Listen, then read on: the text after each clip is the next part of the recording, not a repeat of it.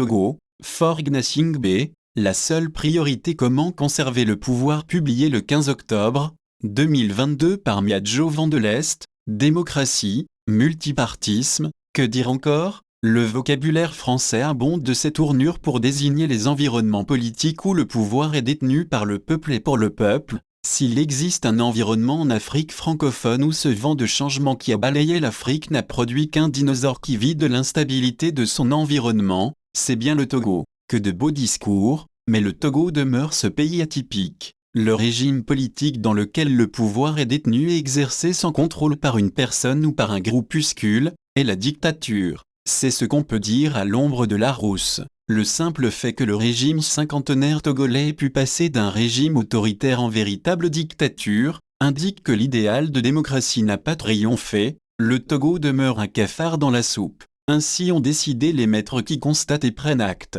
Des maîtres qui refusent de s'afficher. On peut dire sans risque de se tromper que la France fait partie de ces pays au monde qui fonctionnent comme une mafia et dont la survie ne dépend que de l'instabilité politique dans les petits pays. D'un côté la France officielle avec le bleu-blanc-rouge de la République, de l'autre la France mafieuse des réseaux qui ne s'affichent pas mais qui pèsent dans les décisions à chaque fois que l'avenir des anciennes colonies est en jeu. Grâce à cette dernière France, un monsieur comme Faure Gnassingbé peut se porter bien même si à l'Élysée il n'a pas forcément droit à un tapis rouge comme les autres de son acabit. Le vice dans la vertu, le Togo et sa démocratie, c'est toute une pléiade de textes aussi vertueux les uns que les autres. Des textes que les dirigeants violent allègrement sans sourciller à l'aune de leurs intérêts. Tous les indices qui caractérisent la démocratie sont au rendez-vous. Il existe par exemple des processus électoraux qui respectent un calendrier constitutionnel. Mais, après 54 ans de règne sans partage de père en fils, les urnes ont toujours un résultat bloqué comme un DAT, dépôt à terme, en banque. À lire la réalité, le Togo est une banque coloniale dont la France est le gestionnaire des comptes, la dictature des Gnassingbé est un client privilégié et le peuple togolais est un dépôt à terme. Pour le moment, le DAT des Gnassingbé fait 54 ans mais il n'est pas encore mûr, il n'est pas à terme, le gestionnaire du compte, la France, a intérêt à le voir encore tourner, peu importe les dégâts. Le Togolais, curiosité sociopolitique, depuis l'avènement de Faure Gnassingbé, le Togo ne connaît que de tristes événements. Le fils du père est arrivé au pouvoir par une catastrophe nationale, la mort de Gnassingbé père, qui ouvre la voie à un terrorisme constitutionnel et une succession dans le sang. Comme les mêmes causes produisent toujours les mêmes effets, Faure gouverne dans les catastrophes. Si ce n'est pas un crash suspect d'avion ou une attaque militaire sur une équipe nationale de football, si ce n'est pas le pays qui s'endette au point de ne pas connaître la valeur chiffrée de sa dette,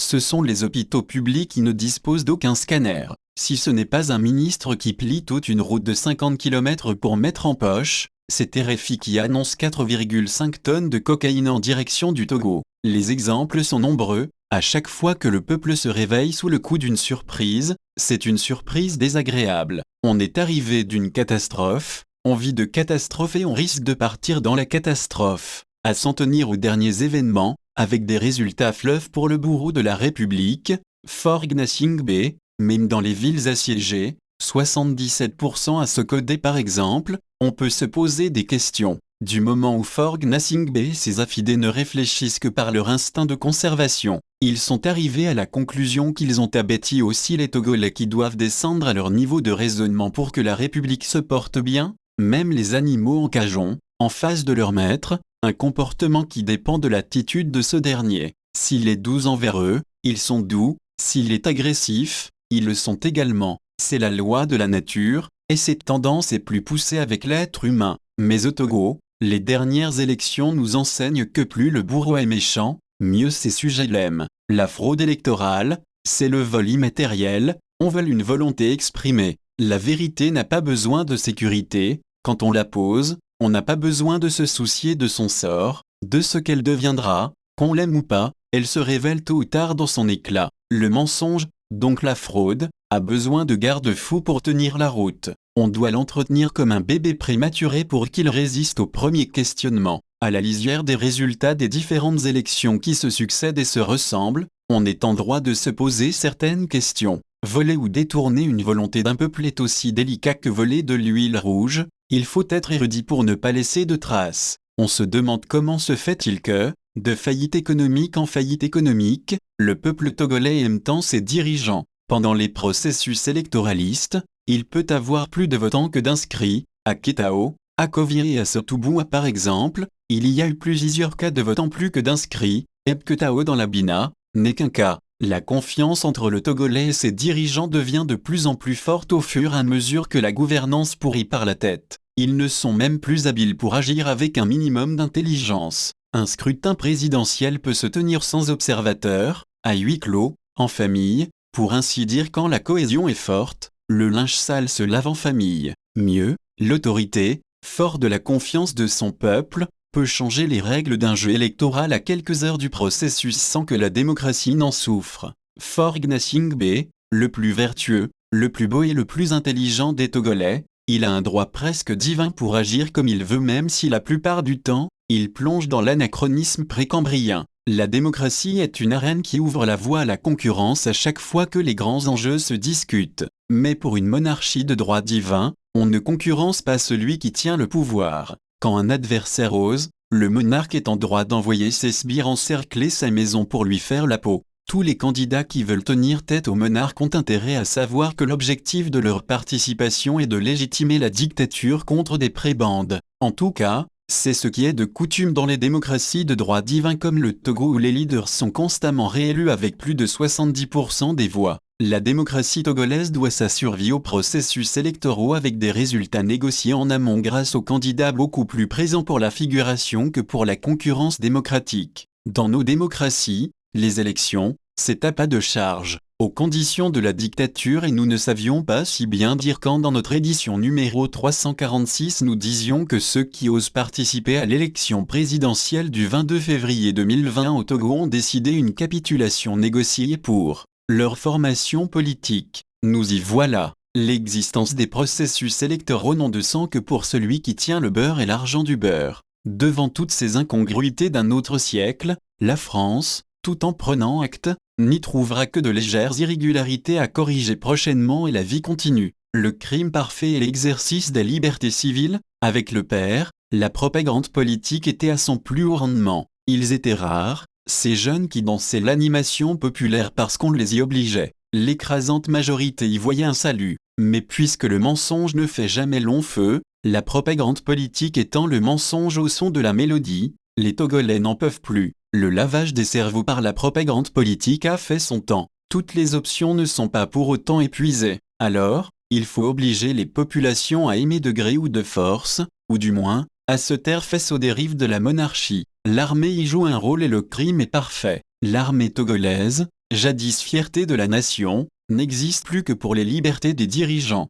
Le citoyen ordinaire doit apprendre à se taire ou se préparer à l'exil après chaque expression d'une liberté civile. Les populations de Sokodé, de Bafilo et de Mango sans oublier celles d'Agné, Palimé, en sont une parfaite illustration. L'expression des libertés civiles est occultée par l'expression des libertés militaires, si je peux ainsi le stipuler. La loi sur la liberté de manifester est abolie d'une violence militaire exercée par une armée qui a divorcé d'avec sa déontologie. L'armée est devenue une milice organisée qui agit, non pas parce que la nation est menacée, mais parce que la survie de la junte au pouvoir est menacée. Selon les difficultés que traverse la fratrie au pouvoir, les pôles de décision se contredisent dans l'armée. On aurait pu penser à un dysfonctionnement si toutes ces contradictions ne rendaient pas service aux chefs de bande. Ceux qui encadrent les manifestations publiques ne sont pas les mêmes que les officiers qui peuvent s'offrir une partie de safari dans les rues de la capitale en tirant à balles réelles sur des citoyens. L'armée qui fait la sécurité de la République n'est pas la même que celle qui peut s'associer à des civils mal intentionnés pour casser, brûler et tuer dans l'intention de mettre le crime sur des adversaires qui dérangent. L'affaire Tigre de la Révolution est un exemple. Ceux qui font les renseignements ne sont pas les mêmes que ceux qui peuvent escalader les murs d'un citoyen pour fracasser les portes de sa maison, tout détruire, perquisitionner et humilier un père de famille avant de la mener vers une destination inconnue. Ceux qu'on envoie comme de bons élèves dans les missions onusiennes et autres maintiens d'ordre ne sont pas forcément les mêmes que ceux qui, comme une armée en guerre, ont occupé la ville de Sokodé Bafilo Mango. Palimé dépend des quartiers dits rebelles de la capitale. Dans ces zones, l'armée n'a pas de code éthique, elle pille, violente, vole les maigres réserves économiques des populations, passe les populations à tabac et les oblige à séjourner en brousse et montagne avant de revenir constater les dégâts militaires. L'armée qui prône la paix n'est pas forcément la même que cette police des arrestations qui sévit présentement. Ils se pavanent 2 à 2 sur des motos avec la liste et les photos d'une catégorie de Togolais.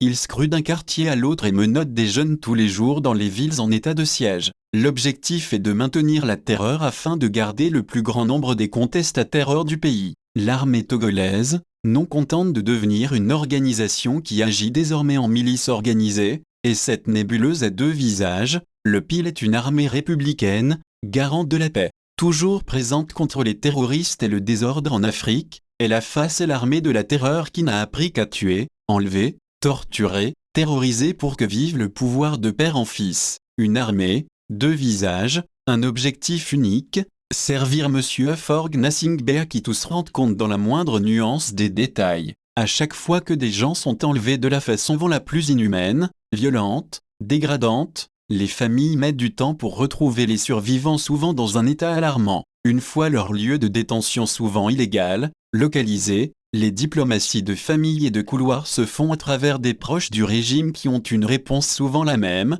Pour ce cas, c'est le patron seul qui peut libérer. Le patron, c'est Forg Nassingbe. Ceci signifie que le patron est le maître mot de ce banditisme qui s'institutionnalise. Et pourtant, à voir le gangstérisme dans lequel les arrestations et enlèvements s'opèrent, on pourrait se dire que ce sont des actes isolés d'officiers zélés et que Monsieur le Président n'en est pas forcément associé. Comme un carnivore qui somnole entre 2 repas, la dictature observe tous les excès de son armée et fait comme, alors que, le fonctionnement de la République, tout est théâtralisation. Le théâtre est la scène dont on connaît le début, le déroulement et la fin. La présidentielle passée est un exemple éloquent de théâtralisation de la vie publique. Nous en avons assez parlé. Devant tous ces crimes, la France, encore la France est toujours cette France qui envoie ses observateurs qui n'y voient que des petits ratés d'un processus. Elle vient encore de le démontrer par sa présence effective à tous les niveaux du processus électoral, au lieu des différents braquages qui ont permis à Forg Nassingbe de dire qu'il a gagné. Mais une telle présence n'oblige pas les bourreaux à un minimum de bon sens. Bref, là où Madame la France est présente, le Togo devient un enfant gâté à qui la société ne refuse rien. Si la France a présentement joué un rôle pour que Ouattara renonce à son 3e mandat et que la pression continue à faire peser un avenir incertain sur les ambitions de Condé, elle a pris acte de la victoire d'un président qui est un souffre. Douleur pour son peuple, les observateurs si loin si proches des crimes de ces genres de régime arrivent à fermer leur pays à toute influence étrangère. La face joviale vers le maître colonial et autres donneurs de leçons et la face hideuse vers le peuple opprimé. Ainsi on a une mainmise constante sur la population corvéable à merci. Pendant ce temps, le régime oriente les médias acquis à la cause et on engraisse les médias occidentaux pour avoir ou le silence ou des débats équilibristes comme le fait si bien la mère des radios RFI. Quand il est question du Togo, les médias occidentaux sont des médias du silence. Les plus vertueux de ces médias se lancent dans des écrits ou émissions déontologiquement équilibristes alors que les mêmes rabattent les oreilles aux populations avec la formule sacro-sainte être neutre en période de crise. C'est choisir le camp de l'oppresseur. Tout récemment, nous parlions d'un génocide à huis clos dans les villes assiégées du Togo, Sokodé, Mango et Bafilo. Combien de médias s'y intéressent? C'est la force des dictatures qui savent acheter aussi bien le bruit que le silence. Avec des éditoriales à la lisière d'un service après-vente, sur le plan national, les plus vils ne voient plus un despote doté des pleins pouvoirs sur les décisions économiques qui bradent les sociétés d'État les plus bien portants aux Occidentaux, mais un dirigeant incontesté célébré par son peuple lors des événements officiels. Ici Forg Nassingbe n'est plus une erreur politique qui a endetté son pays, mais l'archétype d'une jeune génération qu'il faut essayer voir. Sauf qu'un essai qui dure 15 ans devient une usure. Pour ne pas scier la branche sur laquelle sont assises la plupart des multinationales de la hideuse France-Afrique, les grands médias du Nord savent prioriser les sujets. Peu importe si les 1001 programmes de développement qui se relaient ont du mal à hisser le pays, un journaliste est libre de son angle d'attaque. Togo, le long règne qui menace la paix régionale. Il vous souvient que le long règne de 27 ans à la tête du Burkina Faso a créé des liaisons incestueuses entre les djihadistes qui menacent le Sahel et le président Compaoré et sa bande. Il a fallu qu'ils partent par la petite porte pour que, lors du dernier procès de putsch, des révélations situent l'opinion. Jusqu'à un passé récent, les réseaux de Compaoré n'ont pas fini de faire croire que pour venir à bout des djihadistes dans le Sahel, il faut un Compaoré au Burkina. Un mal nécessaire, dira-t-on. Nous vous disions que s'il existe un trafic qui n'arrive pas à rentrer en Afrique par le port autonome de Lomé, c'est qu'il n'arrivera plus à rentrer en Afrique. Tout récemment, 4,5 tonnes de cocaïne sont saisies en Uruguay en partance pour le port de Lomé. Si cette commande avait pu parvenir à destination, de sources informées, elle devrait être la 3e du genre en un an. Imaginez la suite. Les djihadistes combattent souvent avec des armes automatiques voire des matériels de guerre modernes roulants. Ces engins de la mort,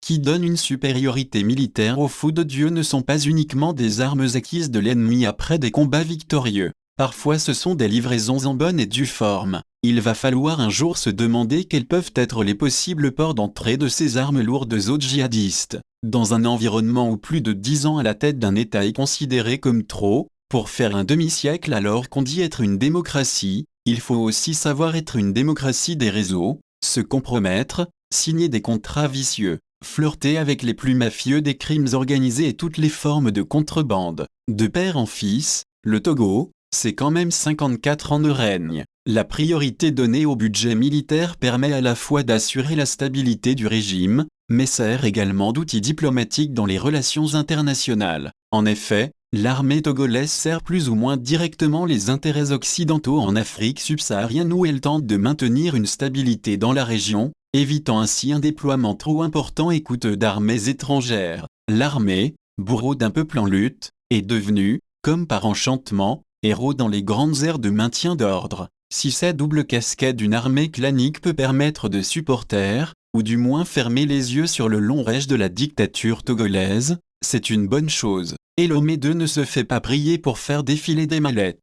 Après 38 ans du père, le fils fait son 4e mandat dans une Afrique qui n'a besoin que de 2. Qui dit que l'argent volé aux pauvres populations dans les dictatures sous les troïques ne nourrit pas les démocraties en Occident. Ainsi se durcit progressivement le régime de Faure qui, après avoir perdu un peuple, peut au moins compter sur la fortune de guerre volée à ce même peuple et sur l'armée levée dans ce peuple, pendant que le Togo s'affiche comme le bon élève du maintien d'ordre dans les missions africaines. S'il doit être une menace pour cause d'un régime qui a assez vieilli au point de devenir une mafia, c'est qu'avec un tel pays, on risque de faire un travail de Sisyphe. En pleine dégringolade économique, dans les dictatures qui de surcroît font de vieux os, il n'y a que les secteurs économiques qui touchent les besoins naturels qui tiennent la route. Actuellement aucun secteur économique n'a de l'avenir. Peut-être, du moment où tous les Togolais sont devenus des malades ambulants, pour investir au Togo, il faut regarder vers l'ouverture des pharmacies quand on a eu la chance d'être formé pharmacien. La santé, c'est un besoin naturel, avec ou sans moyens, on doit l'entretenir. Ensuite, puisque le métier principal des jeunes est le petit transport, il faut regarder vers l'ouverture des stations-service pour vendre les produits pétroliers. Si on a des entrées pour en obtenir l'autorisation parce que se déplacer est aussi un besoin naturel. Avant, ceux qui volent les biens publics font le blanchiment dans l'immobilier. Mais il y a quelques moments, la Banque mondiale publiait une enquête qui annonce une crise immobilière au Togo. Inutile de signaler que le Togolais a tellement construit de grands immeubles qui souffrent d'occupants parce que l'économie bègue. Le Togo demeure un régime autoritaire, gouverné par des autocrates qui ont placé leurs proches, soient-ils compétents ou pas, au poste clé du pouvoir. Le népotisme a miné, non seulement l'économie mais aussi les coins et recoins de l'administration publique. Ils sont nombreux qui occupent des postes juste à titre de récompense, ou pour appartenance régionale ou encore parce que c'est notre tour autour de la table. Pour l'économie nationale, les richesses, quand elles ne sont pas encore vendues, n'existent que pour assurer la pérennité de la dictature. Ainsi, l'exploitation du phosphate est devenue la chasse gardée des Israéliens afin qu'ils s'occupent de la sécurité de Monsieur le Président. Si tout ceci peut permettre à la France de garder un pan du port autonome, pourquoi ne pas prendre acte d'un braquage électoral en faisant semblant de respecter la souveraineté des pays? Comment conserver le pouvoir? C'est la seule priorité. La propagande se révèle un long travail de terrain et de formatage de l'opinion. Donc on ne met plus trop de sous dans ce secteur, il y a l'urgence qui attend. L'urgence, c'est équiper l'armée pour qu'elle serve de rempart à toute velléité de changement. Donc avec Faure Gnassingbé, plus le règne dure, plus l'armée devient budgétivore. L'urgence, c'est obtenir le silence des contestataires et il n'existe qu'une armée équipée en capital humain et militaire pour bien le faire. On passe des espoirs démocratiques des années 90 à une dictature s'inspirant du modèle soviétique avec la bénédiction de la bande à Macron. Le Togolais a tout compris. Compressé comme une bouteille de gaz, nous souhaitons que le jour où il va s'exploser, le colon ne va pas inhaler de mauvaises odeurs pour contraindre le peuple de francophobie. Abi Alpha Source, le rendez-vous.